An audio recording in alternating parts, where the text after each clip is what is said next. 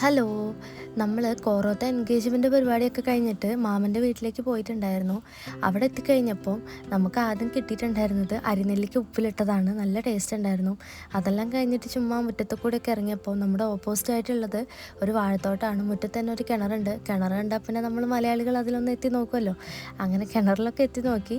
പിന്നെ തൊട്ടടുത്തായിട്ടുള്ള പച്ചക്കറികളൊക്കെ നോക്കി. അമ്മായി കുറച്ച് പച്ചക്കറികളൊക്കെ നട്ടിട്ടുണ്ട്. ക്യാബേജ്, വഴുതനങ്ങ, മുളക്, ചീര, പിന്നെ തക്കാളി എല്ലാം ഉണ്ട്. അപ്പോൾ കുറച്ച് തൈകളൊക്കെ നമ്മൾ അവിടെ നിന്ന് എടുത്തിട്ടുണ്ട്. ചീരത്തൈയും തുളസീൻ്റെ തൈയും ഒക്കെ എടുത്തിട്ടുണ്ട്. മുറ്റത്തായിട്ട് കുറച്ച് പൂച്ചെടികളുണ്ട്. ബൊഗൈൻവില്ലയൊക്കെ നിൽക്കുന്നുണ്ട്. അപ്പുറത്ത് കുറച്ച് തുളസിയും ചെറിയ വിളക്കൊക്കെ വെക്കുന്ന ഒരു സംഭവമുണ്ട്. അമ്മായി നമുക്കുള്ള ചീരയാണ് അവിടെ പറിച്ചുകൊണ്ട് നിൽക്കുന്നത്. തൊട്ടിപ്പുറത്തായിട്ട് മുട്ടപ്പഴത്തിൻ്റെ ഒരു മരം കൂടെ നിൽക്കുന്നുണ്ട്. രണ്ടെണ്ണം ഉണ്ട്, പക്ഷെ അത് മൂത്തിട്ടൊന്നുമില്ല. ചെറിയ കായകളൊക്കെ ആയിട്ട് വരുന്നുണ്ട്. പിന്നെ അതിൻ്റെ ഇപ്പുറത്തായിട്ട് അവക്കാഡോൻ്റെ ചെറിയൊരു മരവും കൂടെ ഉണ്ട്.